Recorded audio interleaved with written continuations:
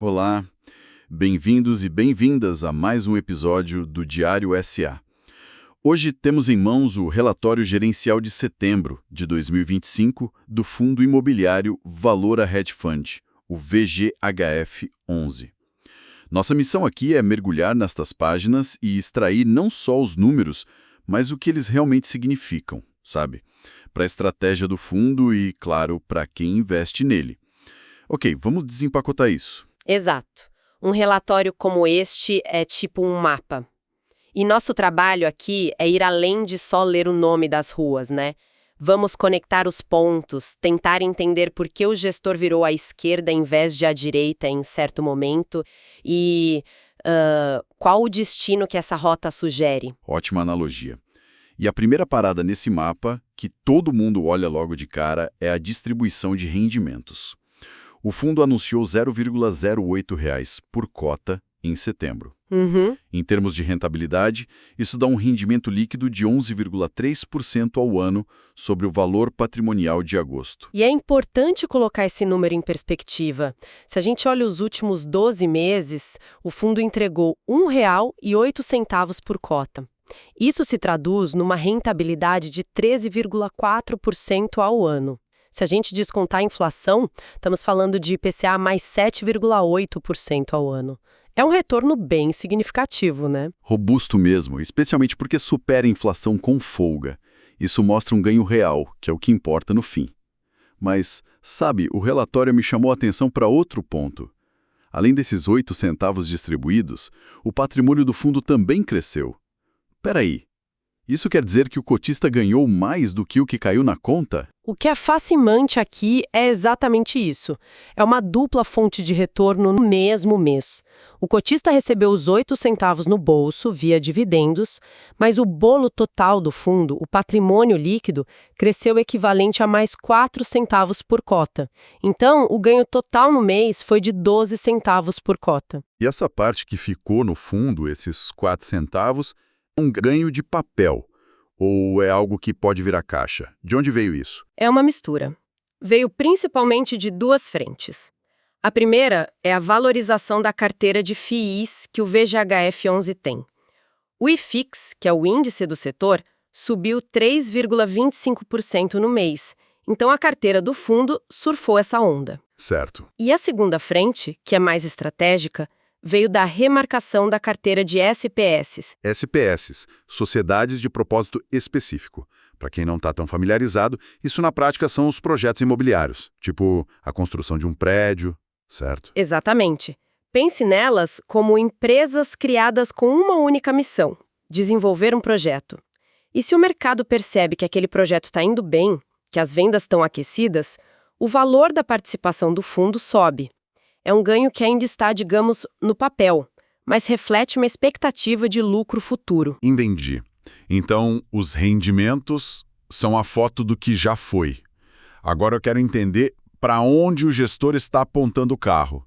Quando a gente olha a alocação de 103,7% do patrimônio, vemos que ele está com o pé no acelerador.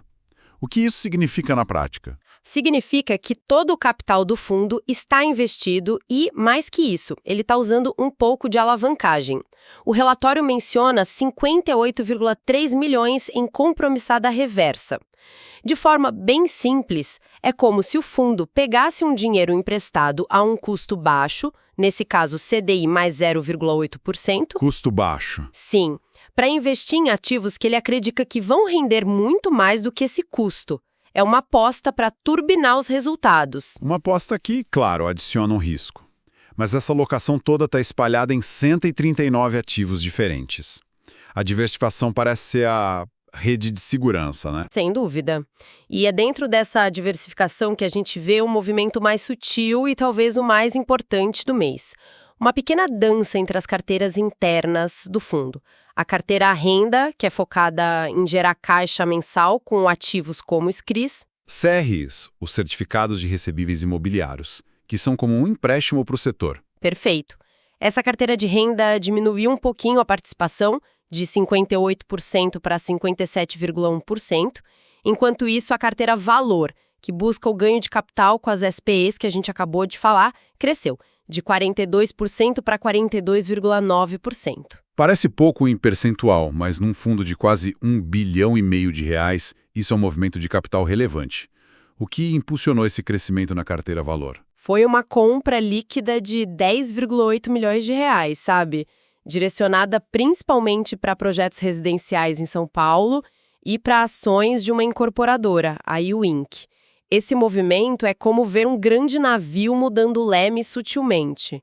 E para qual direção esse leme aponta? Aponta para uma confiança maior do gestor na recuperação no mercado de desenvolvimento imobiliário. Ele está trocando uma fatia da segurança da renda mensal por um bilhete com mais potencial de ganho no futuro, sabe?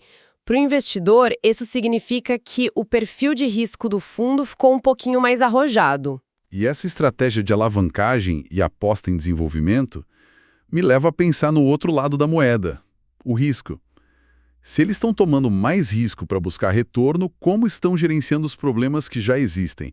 O relatório fala bastante dos CRIs da rede Celina, por exemplo. E a transparência aqui é fundamental. O relatório não esconde o problema. Informa que os CRIs Celina continuam inadimplentes e, o mais importante, estão marcados a zero no balanço do fundo desde fevereiro. Certo, marcar a zero significa que, para todos os efeitos, o fundo já considera esse dinheiro como perdido no cálculo do seu patrimônio, é isso? Exatamente. É uma prática contábil prudente. Dói no patrimônio na hora, mas evita criar uma falsa impressão de valor. É melhor encarar a realidade.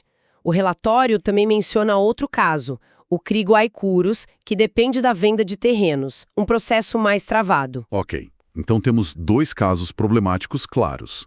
Isso levanta uma questão sobre a gestão de risco. A diversificação em 139 ativos é a grande defesa. Mas se a estratégia macro estiver errada, não adianta muito, certo? É como ter 139 cavalos diferentes apostando na mesma corrida que acaba não acontecendo. Essa é uma crítica válida. E é o que diferencia uma gestão de risco boa de uma excelente. A diversificação dilui o risco de um único ativo dar problema, como o caso Celina. Se ele fosse 10% do fundo, seria um desastre. Como é uma fração pequena, o impacto é controlado.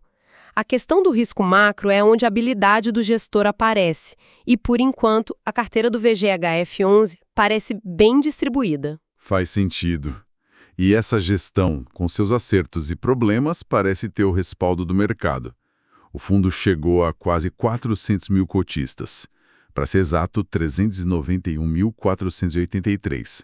É uma base gigantesca. E isso se reflete na liquidez, né?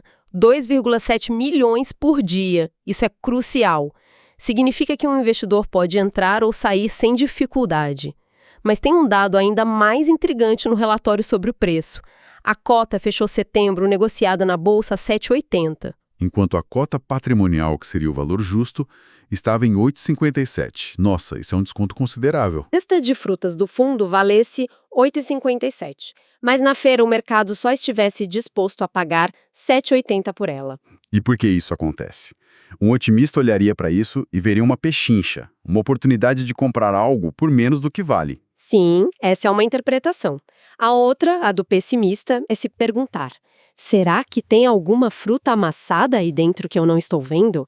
E essas frutas amassadas poderiam ser justamente o risco percebido pelo mercado com os casos de inadimplência ou talvez um receio sobre essa aposta em desenvolvimento. O preço de mercado é a média de tudo isso. Então, o que tudo isso significa? Juntando essas peças, o bom rendimento, a mudança para uma estratégia de mais risco, os problemas sendo gerenciados e o fundo com desconto. Que perguntas a gente deveria fazer ao ler o próximo relatório? Essa é a essência da análise, né? Não é ter as respostas, mas saber fazer as perguntas certas. A primeira que me vem à mente é sobre os inadimplentes. Uma solução para o caso Celina, mesmo que parcial, poderia gerar uma receita surpresa, um dividendo extra lá na frente. Uma excelente pergunta a se monitorar. A segunda, sobre a estratégia. Aquele movimento em direção à carteira Valor foi pontual ou é uma tendência? Devemos esperar que o fundo se posicione cada vez mais em desenvolvimento? Isso mudaria o perfil do fundo? E, por último, uma questão mais ampla. Como o cenário macro, juros, o IFIX, vai impactar o fundo? Uma queda nos juros pode valorizar os ativos e, ao mesmo tempo, baratear aquela alavancagem que eles usam. Para finalizar, deixe um pensamento. Este relatório mostra uma gestão ativa, complexa, que tenta equilibrar pratos diferentes, renda constante de um lado e busca por valorização de outro, enquanto desvia dos buracos do crédito. A grande questão é se essa estratégia mista, que combina a solidez dos CRIs com o potencial mais volátil das SPS, continuará sendo uma fórmula vencedora num cenário que não para de mudar. Uma reflexão perfeita para encerrar. Gostou da análise? Fica o convite para seguir o nosso podcast e ativar as notificações para não perder os próximos episódios. Episódio criado por Clayton, o criador do Diário SA. Até a próxima.